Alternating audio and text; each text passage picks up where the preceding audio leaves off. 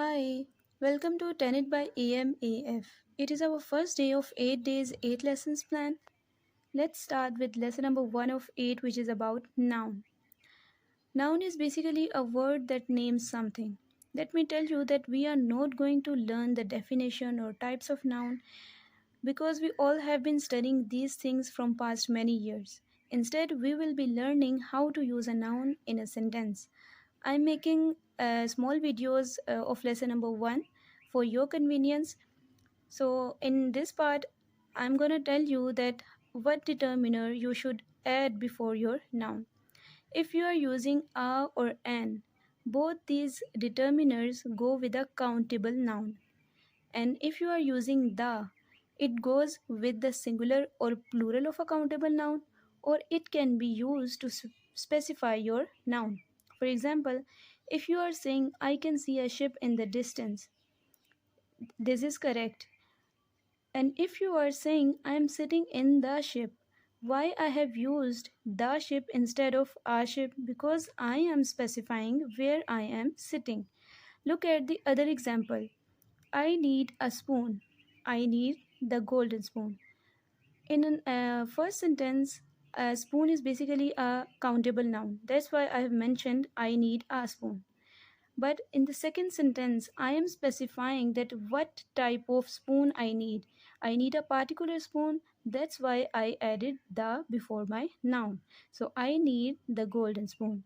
That was it for this part of lesson number 1 of 8.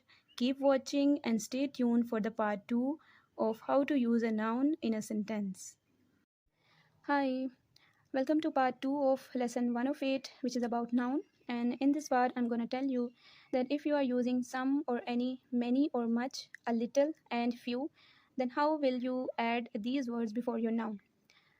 You can use these words with countable noun, like if you are talking about the plural of countable noun, and you can use some of these words with nouns that cannot be counted. We call such noun as abstract noun, like we cannot count the feelings. Okay, let me give you an example. I have written an example here. We have some fun there.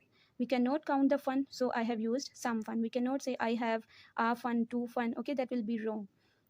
Look at the second sentence. Do you know any jokes? Now look at the third sentence. There were many bottles. You can mention the number, but if you are not mentioning the number, you can just say there were many bottles. I don't drink much orange juice. Okay, and you can also use there was only a little bread left. I ate few sandwiches. You can use the number, like you can say I ate 3 sandwiches. I'm not saying that it will be wrong, but you have to use these words according to the sentence. So keep in mind these rules or these points to before using a noun to avoid your grammar mistakes. Hope this video will help you a lot to understand the grammatical concepts of English, and keep watching, keep following me on my Instagram and YouTube for the third part of the usage of noun. Thank you. Hi, welcome to part 3 of lesson 1 of 8, how to use a noun in a sentence. In this part, I will be telling you what verb you should use in a sentence according to your noun. Let me tell you that verb can be singular or plural. If you are using is, has, was in your sentence, it means you are using a singular verb. And if your sentence include have, were, are, it means you are using a plural verb. So look at the point 1. A singular verb comes when our noun includes these words in front of them. For instance, if your noun includes each, every, one of, then you will always use a singular verb. Each door has a different color. One of the books is missing. Everybody was pleased. In all these examples, you are talking about a singular noun, so you will always use a singular verb with them.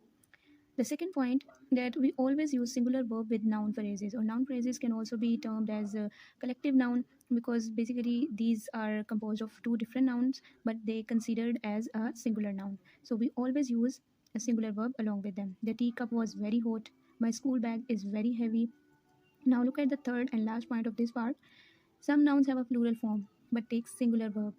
I'm talking about the words that seem to be plural but they are originally singular, like mathematics, economics, news. All these words seem to be plural but they are basically singular. And last point that is very important, that in English, if you are talking about some amount of money, length of time, weight, height, you will always use a singular verb with them. For instance, 5 kilos is too heavy for me to carry. I will not say that 5 kilo are too heavy. Or another example, 5 meters is a long run. I will not say that 5 meters are a long run. That will be wrong. So keep watching and stay tuned for the part 4 of lesson 1 of 8, how to use a noun in a sentence. Hi, welcome to fourth and last part of lesson 1 of 8, how to use a noun in a sentence. In this part, I will be telling you when you should use a plural verb in your sentence. First point that you should keep in mind that if you are using all, a lot of, a number of before your noun, then you should always use a plural verb along with such types of noun. All the seats were booked. Every year, a lot of trees are cut down. A number of questions were asked. If you look at these sentences, I'm using plural noun here, plural nouns. So I am using plural verb with these nouns. The second point that you use plural verb with the pair noun. Pair nouns are basically nouns that are made up of two parts, but they are singular. Like if we are talking about jeans, scissors, trousers, if you are talking about a single jean, even you will always use the plural verb with them. Okay, last and third point, that some nouns have plural form and takes plural verb. They are basically plural. For instance, clothes were in dryer. My savings are not more than $100. And there are some other words that take plural verbs like police, kettle. So we use plural verb with such nouns. So this is it for the part 4 of lesson 1 of 8. Keep watching and stay tuned for lesson number 2.